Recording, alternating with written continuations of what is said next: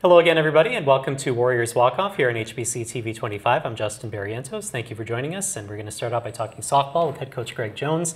And this weekend, kind of highs and lows for your team, playing some difficult opponents. Let's start with the good games. The first game's on Friday at the Hy-Vee Classic. Tell us a little bit about those two games, because those seem to be the better of the games this weekend. They were, and you know, day one it was good to get back in the win column. We'd finished Florida on going 9-1, but came out on a loss, and so anytime you kind of erase that feeling, it's a good thing. And we came out and put 2 runs up right away in the first inning, which was nice of that first game, and it kind of got you playing with the lead, which we haven't done a lot of this year. We haven't put up a lot of crooked numbers early, and we're able to do that. Had him shut out until the 7th inning. Joe pitched pretty well, and we got some timely hits late in the game to kind of expand the lead, which was great. And then in the nightcap, it was kind of all Liz. I mean, she was dominant, and from the first pitch on, I think she struck out 10 of her first 11 or something like that, and it just felt like she was striking out everybody. And it was a game you felt like, okay, she's good enough to win this thing 1-0, and so we played it offensively that way, a little tighter to the vest. We got an opportunity where we got some kids on base. We bunted them over, and then Suicide squeezed them in, just said, I'm going to bunt them over and bunt them in and get the one we need. And then late, we got a big late 2-out hit late in the game to get that second run, which was pretty nice insurance. But our pitching that first day was really strong for us. I like the small ball approach. To me, I've always said the bunting is a lost art in both baseball and softball, because everybody wants the highlight, everyone wants the big hit. So the bunting maybe doesn't happen quite as much. So how much do you practice that before the season starts, even during the season? Every day. It's one of the things we work on both offensively and defensively, because this is big of a part of the defensive side to be able to shut down the small game. And because if they're willing to give up an out, we better get it. And we addressed the team afterwards that as well as Liz pitched, and she was phenomenal, but that the game was won actually on the bunt game, because 2 things happened in that game that worked in our favor. One, we were able to get bunts down with them really crashing on the corners when they knew we were going to bunt. We were able to kill it and still move the runner up. And then when they tried to bunt a runner over late in a 1-0 game, we were able to jump on it and throw the runner out at second base and keep them with now an out and a runner on first instead of an out and a runner in scoring position. And so we addressed the idea that both the offensive side and the defensive side of the small game really won us that game as much as our pitching did. All right. Talk about then, well, I guess we'll just go to the next games then.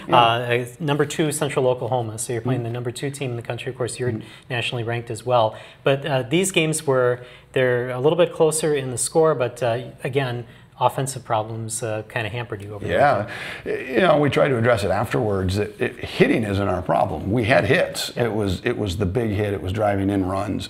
It's kind of trying to get back to letting our offense feed each other, and realizing that no matter what, every inning you're going to have 3 of you that get to hit. And if somebody gets on now, there'll be 4, maybe 5 or 6. And I feel like we're all going up there with the weight of the world on our shoulders, that I have to get the hit, or I have to get right, that I'm not going well offensively.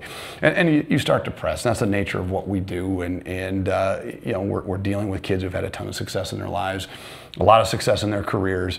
And when it's not going their way, it gets frustrating. And but again, I don't think our offense is broken, because we're getting hits. We're just not stringing hits together. And then I think the real thing that's lacking for us right now is power. We're not hitting the ball at the ballpark at all, and we're not getting extra base hits. And it takes a lot of singles to score runs, and that's what's happening now. It takes 3 or 4 hits combined instead of a bloop and a blast, and suddenly you're 2. And that's what Central Oklahoma did in reverse to us. They get a kid on and they get a 2-out, 2-run homer.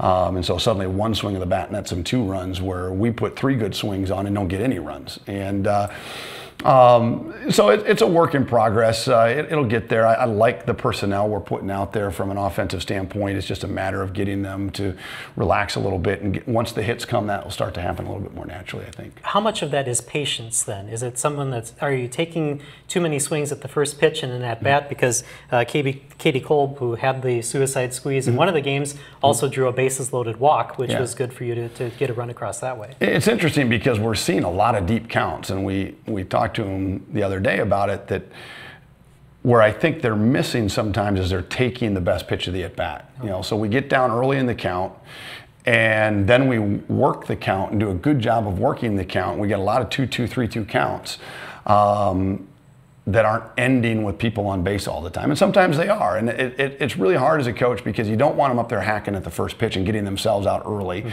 Yet sometimes it feels like they're 0-2 the moment they walk in the box. And it's like, sometimes you just got to hit the first good thing you see. And so I'm trying right now to not mess too much with their approach and just continue to build confidence with their mechanics and feel like they're in a good place.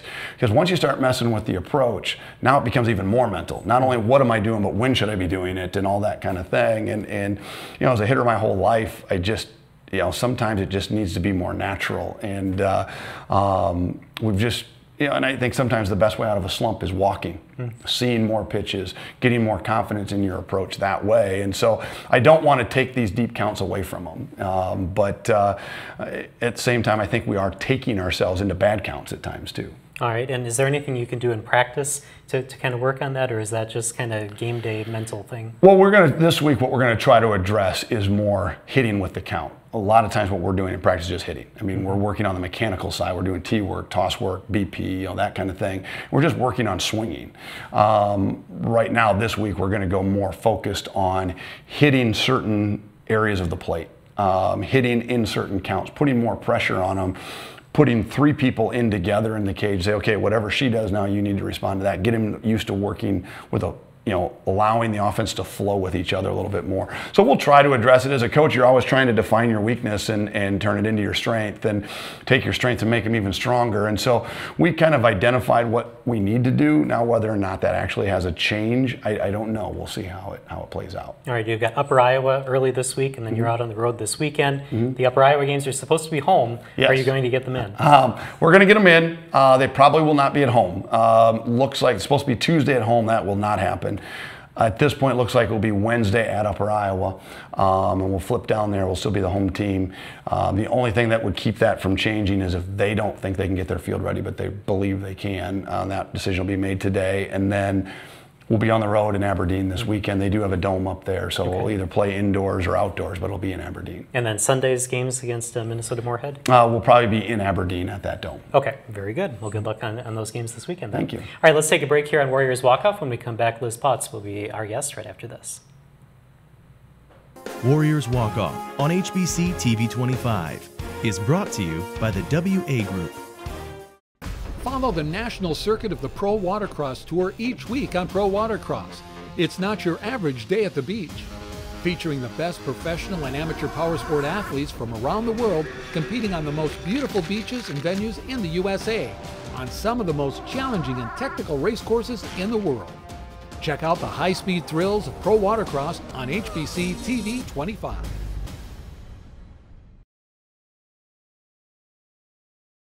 Business Internet just reached the tipping point. Tip your hat to the information age. Get a gig for business and upload robust files, complex videos, and compound reports at the same time, in real time, while saving time. For DISA and data, get a gig. Got it? Now get going. Get up to 1 gig internet or upgrade to a Gigabiz Choice bundle with telephone to save even more. Call 888-474-9995 to get started today. And welcome back to Warriors Walkoff here on HBC TV 25. Now Liz Potts joins us. Thank you for being here today. Thanks for having me. All right, first questions that we always ask people the first time that they're on the show, we kind of go back to their high school days. And I want to talk a little bit about that. You led your team to their first state appearance in almost 20 years. Tell us a little bit about that season and that team. That season, I actually quit basketball this season to focus more on softball. So I think that gave me the ability to focus more on my pitches, what I was throwing, and just be the team leader for that team. I feel like through that season, I had a lot of success, and my team gave me a lot of success. So I think that's what helped us go to the state tournament for the first time in a long time. Now, one of the articles that I read about you during your high school career, I don't know why this kind of stood out. It just seemed kind of interesting to me, is that when you would get ready to warm up, you would walk off the exact distance. I don't know why that isn't usually done, but they pointed that out, that you made sure that everything was correct when you were ready to warm up. How did that come about? How did you first decide to start doing that? Well, me and my coaches, actually me, my aunt, and my other varsity coach, we had a competition before every game who could count off the steps and who could get closest to the actual 43-foot distance. I ended up losing most of the time, but that's okay.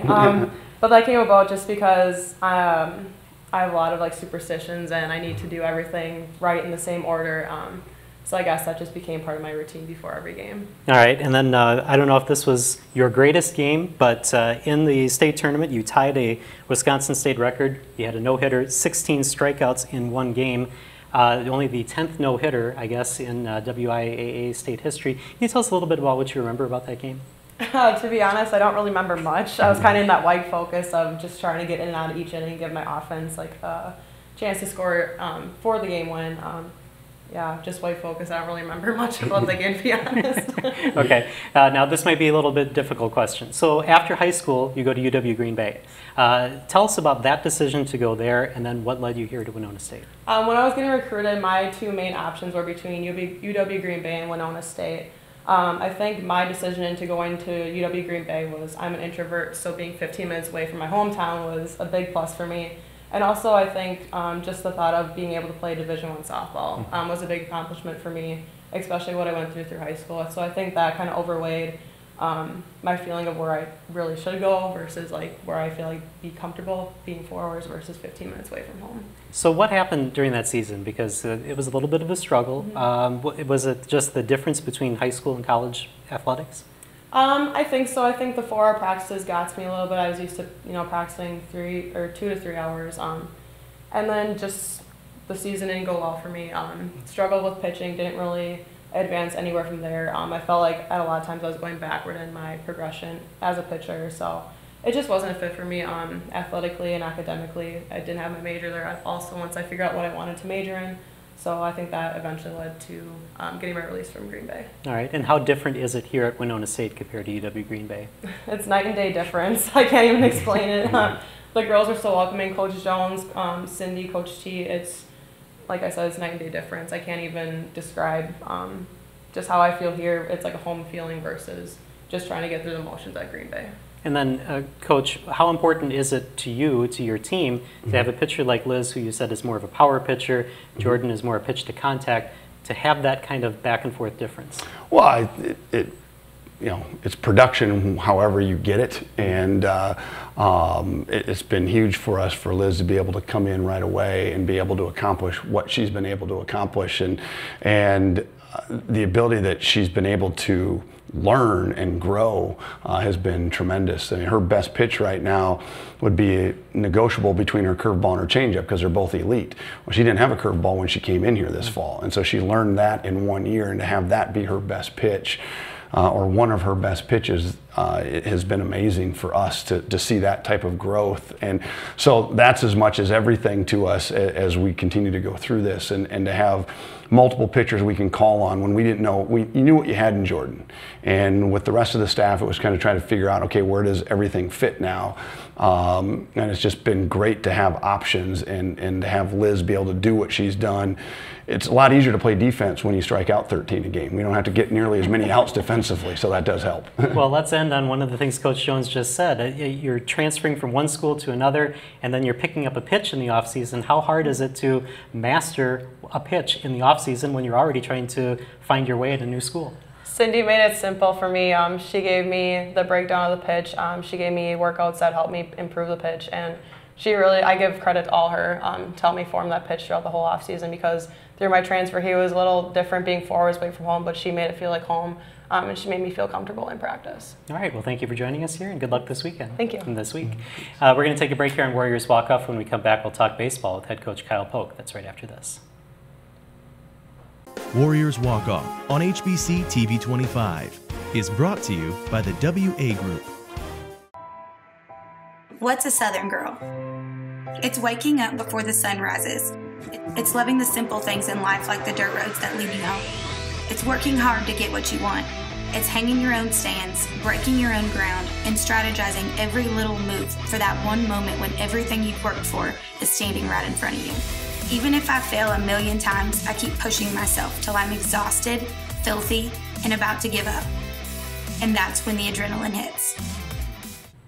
And welcome back to Warriors Walkoff here on HBC TV 25. Time now to talk baseball with head coach Kyle Polk. And since the last time we saw you, you played 5 games, 2 against St. Cloud and 3 against Southwest Minnesota State. Let's start with the St. Cloud games. Number 4 in the country in Division II. Tell me a little bit about how those games went this weekend.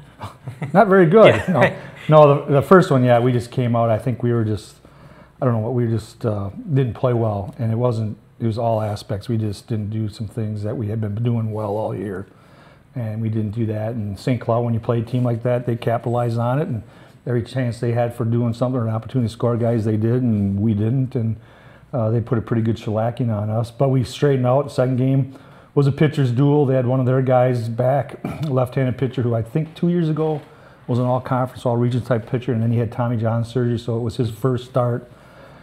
He pitched well, but Kyle Gendron, our freshman, matched him basically pitch for pitch, and we ended up getting beat 2-0. But we showed that the reason we play those teams in Florida and play that really good preseason schedule is so we can get in our conference and compete with the top teams. And we second game showed much better where we're at. I want to get to the first game first before we get to that second game. Was it a bit kind of frustrating to lose that game when I think St. Cloud only had 1 extra base hit and scored 17 runs in that game? Yeah, they had 11 walks, and I think every guy that walked scored. So what they did when they got the walks, they got guys on base. Yeah, they had 1 extra base hit, I think, in that game. So, but they executed. They get a walk, and have guys in scoring position and get a base hit, and that'll score runs. And they did a great tip the hat. They did a great job of it. Do you feel your team kind of bounced back then in that second game to only lose 2-0 in that? Yeah, we did some things. We had a couple chances offensively, and we just didn't, again, facing a good pitcher. And then they brought in a relief guy that pitched in a game that was one of the better guys last year, if I remember right. Mm-hmm. But we had chances. We just didn't get that, which, those happen sometimes. But we used that to carry over for the weekend then. Yeah, and that's kind of the way baseball goes. Sometimes I think you had the bases loaded at least once, maybe a couple times in that game, and couldn't push that run across. Exactly, and sometimes that's the way the ball bounces. So that's right. Yep. Let me ask you a little bit about Gendron. You said that freshman did a great job really in that game. Talk about, is that kind of a surprise to you, or you kind of know what you have in him? Well, it was a surprise before our fall workouts, because we knew he was going to be pretty good and whatever, but through our fall workouts he showed that he's got a little bit more in the tank, and he's got some ability. And then his first 2 outings, like I said, his first outing, the first 12 guys he faced, he got out down in Maryville, down in St. Louis, and then his first start was against Wayne State, Michigan, who generally is one of the better teams from the Midwest region. Struggled the first 3, but then got refocused and realized, hey, I can pitch here. And then he went the next 4 1/3 without giving up 1 hit. Kept us in the game and gave us a chance in that game in Florida. So, yeah, so he's probably a little bit ahead of what we expected, but we expected to get to that point, just didn't know it would be his freshman year. Now, I kind of get into your mind a little bit. You went through your bullpen quite a bit in that first game. Did you kind of let him know that maybe he might have to be out there a little bit longer because your bullpen was used in that first game?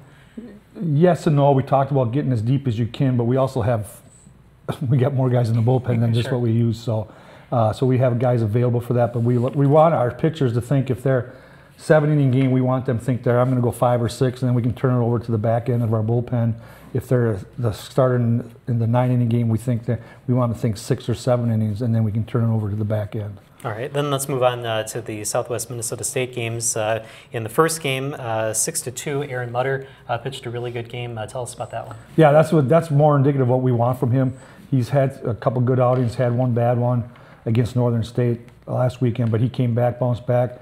I think he was 7 innings strong, and showed that he should be top of our rotation, one of our top 3 guys, and so he threw well, and we're pleased with that. Hopefully we'll carry on again this next weekend. But then your bullpen came through in that one as well to kind of seal the win. Yeah, and like I said, if we can get deep into the game, we go to our back end. We got Jake Watzka, Parker Holmstrom, and Nick Harold, who are basically have been lights out, basically. Parker's given up a run here and there, but I don't think Watzka's given up hardly a thing, and Nick Harold hasn't given up a run yet. And he's leading the NSIC in saves as well. So. Yeah. He's very similar to the guy we had a couple years ago, Mitch Voter. But we weren't winning games at that time. We were using Mitch, but we weren't. And this year we're winning them and having a lead. So using that guy, it's kind of nice to have that guy in the back end. All right, then let's talk about the second day against Southwest Minnesota State, because there was kind of some fireworks, some end of the game things in both of those games. Tell us a little bit about that series. Yeah, it was tight games. Good. You know, we always expect that. Coach Blanche has been there for as long as I've been here, and actually we talk about I've been in the league the longest of all the coaches. He's been the head coach longest. I was an assistant with Coach Grubb for a while, but so every time we get together, it seems like the last 10, 12 years, it used to be 4-game series. It seemed like we split every time, and we talk about it all the time. So this is the 3-game series is good to get that, so we can finally get a winner. But yeah, so we know we're going to have tight games with them. They're good guys. A lot of our guys play ball with those guys in the summer or played in high school and stuff. So, but the difference is our guys are really knowing that they can, if they stay in the game, they got a chance to win. And again, our bullpen in that on Saturday did a great job again. I think that first game, Jacob Watska had a scoreless inning, then Nick Carroll came in, and even though the first 2 guys got on, he struck out the next 3, I think, on 11 or 12 pitches. And then you end the weekend on a walk-off by Sam Conley. Yep. When we had a situation where our leadoff guy got on, and we executed like the old Baseball for Dummies book says, you bunt him over, and then hope the guy gets a hit, and they did it. So, and Sam got the base hit, and Nate Loomis was on second base, and he's probably our fastest guy. And so it was perfect. It was set up just the way the book says. All right, just quickly before we get to this weekend's games, we were talking with Coach Jones about small ball, drawing walks, bunting players over. How much do you practice that for your team? Well, we do it.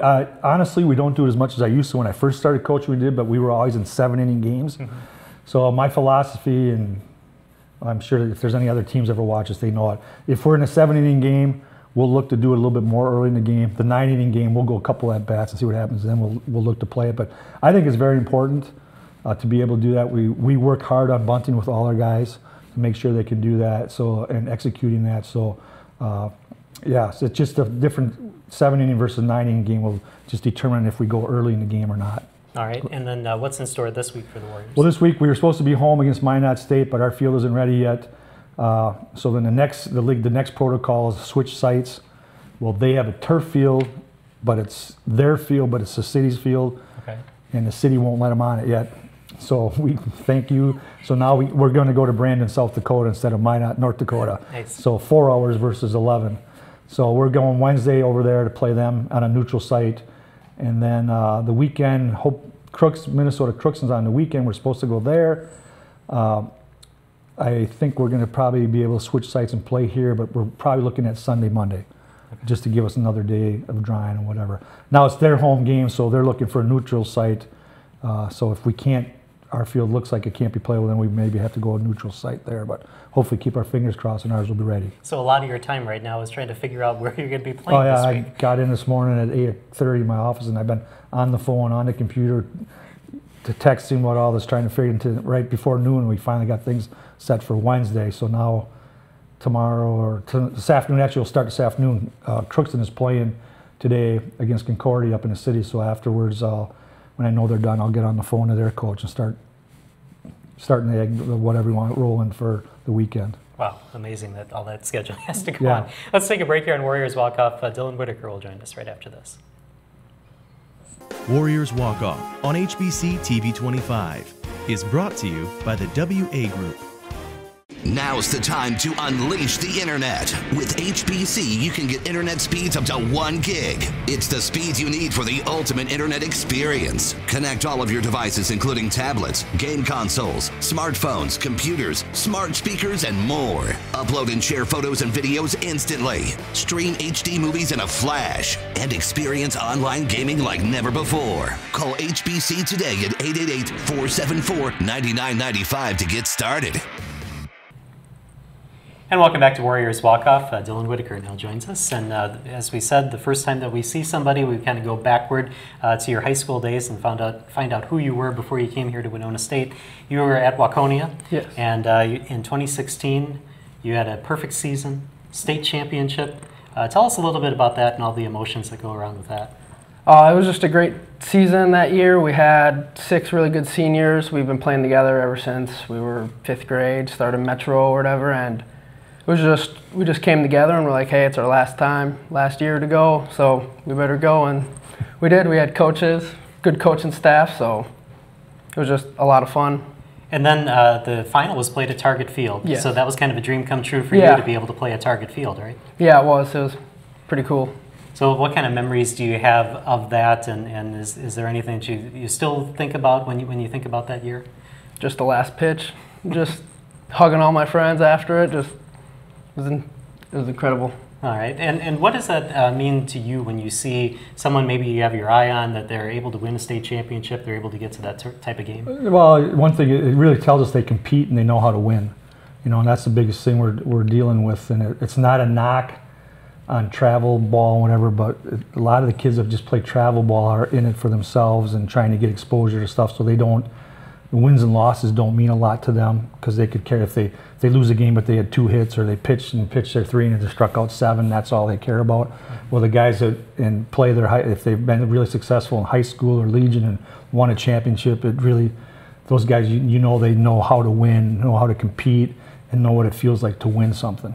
All right, now coming off of high school, then you come into Winona State, and as a freshman, you're in the starting rotation right away. Is that kind of your expectation? And how did that first season go? It wasn't really my expectation right away. I was kind of shocked, really, when they said that I'll be starting. I mean, in the fall, I kind of knew, like, they started giving me ideas, but then it was like, it's actually going to happen. And I don't know, I just go out there, try to give my team a chance to win, and obviously we have really good defense behind us, so it makes it a lot easier for a pitcher to go out there as a freshman, as I was. It was pretty easy going out there knowing that they'll make the good plays and then they'll make the excellent plays too. What was the difference that you saw in pitching high school and pitching college? Can't miss as much in college. In high school you could get away with the fastball down the middle, but not in college. All right, and what were your thoughts about throwing him into the rotation as a true freshman? Well, it goes back to that first question, being a guy that was undefeated his senior year as a pitcher, won every big game for him. They knew that he mentally it wasn't going to be a stretch for him, that he'd be able to handle it. Again, we talked about him. I think we had your relief, I think, 1 or 2 outings first, which I like to do with freshmen, get him in relief, but knowing that we're setting him up to be a starter, and then just, you know, keep telling him, just, again, like he said, the difference, you can't make a mistake right down the middle, locate, and he does a really good job of locating his pitches and not making sure that they can't square up. Now you're going to give something up once in a while. Mm-hmm. Like, you've given up how many home runs this year? 7. 7, but they're usually a solo shot or nothing that's going to hurt you. It's going to keep you in the game and stuff. And he does a really good job not letting that affect him.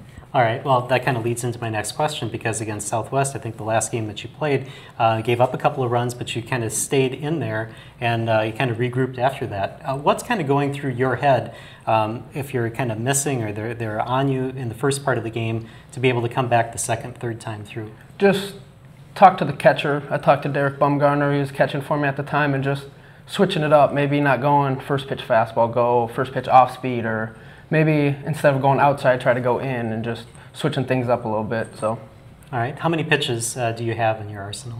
I have 4. Okay, what are your pitches? Fastball, curveball, slider, and changeup. All right, and is there anything that you're kind of looking to add into your? No, not. Just, I mean, messing around at practice, just throwing like knuckleballs and stuff, but nothing really. I like that. Have you ever had a knuckleball pitcher at Winona State? We've had some that had thrown it, but not regularly. Probably the last, you probably got to go back to when my brother played here in 88, 89, 90. He threw a knuckleball a lot, but that was that long. But since I've been back here in 95, not really a guy that relied on a knuckleball. Okay. What are some of the things that then you need to do and the team needs to do to be successful this week?